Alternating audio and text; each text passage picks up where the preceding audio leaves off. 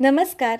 आजच्या अभिवाचनाचा विषय फ्रान्सने मैत्रीचा सन्मान म्हणून अमेरिकेला भेट दिलेला स्टॅच्यू ऑफ लिबर्टीचा हा भव्य पुतळा 17 जून 1885 रोजी फ्रान्सहून अमेरिकेच्या बंदरात पोचला. त्या ऐतिहासिक घटनेचे आणि 17 जून या दिवसाचे औचित्य साधत स्वातंत्र्याच्या अखंड ज्योतीसारख्या तेजस्वी प्रतीकाची, स्टॅच्यू ऑफ लिबर्टीची ही प्रेरणादायी गाथा उलगडण्याचा हा छोटासा प्रयत्न. या अभिवाचनासाठीची माहिती विविध पुस्तके, विश्वसनीय संकेतस्थळे, माहितीपट आणि प्रसारमाध्यमातील उपलब्ध संदर्भांच्या आधारे संकलित करण्यात आली आहे. संकलन आणि वाचकस्वर आसावरी बर्वे. कल्पना करा, समोर अथांग समुद्र पसरला आहे. आकाशाला गवसणी घालणाऱ्या लाटा उसळत आहेत आणि त्या निळाशार जलराशींच्या कुशीत एक तेजस्वी स्त्री मशाल उंचावून उभी आहे. ती केवळ एक मूर्ती नाही, ती आहे स्वातंत्र्याची ज्योत. ती आहे आशेचा दीपस्तंभ. ती आहे लाखो स्वप्नांची साक्षीदार. आज आपण भेट देणार आहोत जगातील सर्वात प्रेरणादायी स्मारकांपैकी एक असलेल्या स्टॅच्यू ऑफ लिबर्टी या अद्भुत वास्तूला. काही स्मारके दगडांची असतात, काही धातूंची असतात, परंतु काही स्मारके विचारांची असतात. स्टॅच्यू ऑफ लिबर्टी हे असेच एक स्मारक आहे ज्यांची उंची फक्त फुटांमध्ये मोजली जात नाही. ती मोजली जाते मानवी स्वातंत्र्याच्या आकांक्षेत, लोकशाहीच्या मूल्यात आणि आशेच्या अमर ज्योतीत. अमेरिकेच्या स्वातंत्र्याच्या शताब्दी वर्षानिमित्त फ्रान्सने अमेरिकेला दिलेली ही अमूल्य भेट म्हणजे दोन राष्ट्रांमधील मैत्रीचा सुवर्ण अध्याय आहे. या मूर्तीचे शिल्पकार होते फेडरिक ऑगस्ट बार्थोल्डी, तर तिच्या अंतर्गत लोखंडी सांगाड्याची रचना केली होती गुस्टेव आयफेल यांनी. होय, पुढे जगप्रसिद्ध झालेल्या आयफेल टॉवरचे निर्मातेच या भव्य मूर्तीच्या रचनेमागे होते. आता आपण काळाच्या प्रवाहात थोडं मागे जाऊया. सन 1885. फ्रान्सच्या भूमीतून एक जहाज अमेरिकेकडे निघाले. त्या जहाजात सोने नव्हते, हिऱ्यांचे खजिने नव्हते, राजमुकुट नव्हते, पण त्याहून मौल्यवान अशी एक भेट होती. स्टॅच्यू ऑफ लिबर्टीचे तब्बल 350हून अधिक भाग आणि 200हून अधिक खोकी जहाजात भरून अमेरिकेकडे रवाना करण्यात आली होती.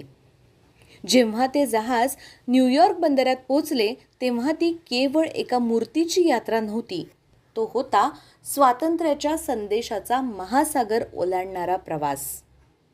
ही मूर्ती उभी आहे तेव्हा तिच्या प्रत्येक भागामध्ये एक अर्थ दडला आहे. तिच्या उजव्या हातातील मशाल म्हणजे ज्ञानाचा प्रकाश. अंधार कितीही दाटला असला तरी एक छोटी ज्योतही दिशा दाखवू शकते. ही मशाल त्याच आशेची, त्याच प्रकाशाची साक्ष देते. तिच्या डाव्या हातात एक पट्टी आहे, त्यावर कोरलेली तारीख आहे 4 जुलै 1776. अमेरिकेच्या स्वातंत्र्य घोषणेचा तो ऐतिहासिक दिवस आणि तिच्या पायाशी पडलेल्या तुटलेल्या साखळ्या त्या सांगतात की गुलामगिरी कितीही मजबूत असली तरी स्वातंत्र्याची इच्छा तिच्यापेक्षा अधिक शक्तिशाली असते. जगभरातून लाखो लोक अमेरिकेत नवीन आयुष्य घडवण्यासाठी येत होते. अनेकांच्या डोळ्यात स्वप्ने होती, मनात आशा होती आणि भविष्याबद्दल अनिश्चितताही होती.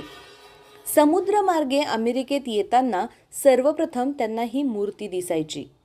त्या क्षणी ही मूर्ती त्यांना जणू सांगायची, घाबरू नका, तुमच्या स्वप्नांना येथे नवी दिशा मिळेल, तुमच्या आशांना येथे नवे आकाश मिळेल. म्हणूनच अनेक स्थलांतरितांसाठी स्टॅच्यू ऑफ लिबर्टी ही फक्त एक मूर्ती नव्हती, ती त्यांच्या नवजीवनाची पहिली स्वागतकर्ती होती.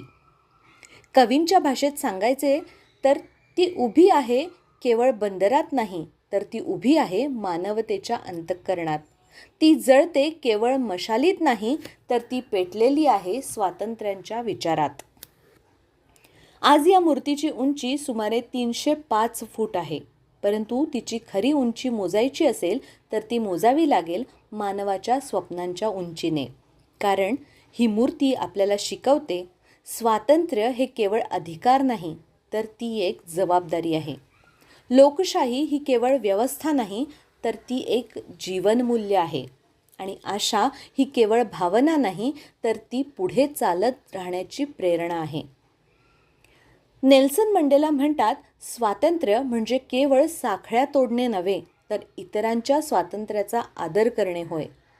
स्टॅच्यू ऑफ लिबर्टी आपल्याला हाच संदेश देते. रसिक हो, काळ बदलतो, पिढ्या बदलतात, साम्राज्ये उदयास येतात आणि अस्तंगतही होतात. पण काही प्रतीके काळाच्या पलीकडे जातात. स्टॅच्यू ऑफ लिबर्टी हे असेच एक अजरामर प्रतीक आहे. ती आजही मशाल उंचावून जगाला सांगते, अंधार कितीही असो, स्वातंत्र्याचा प्रकाश कधीही विझू देऊ नका.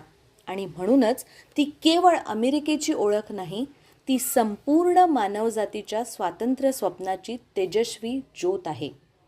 धन्यवाद. पुन्हा भेटू, पुन्हा एका नवीन विषयासह.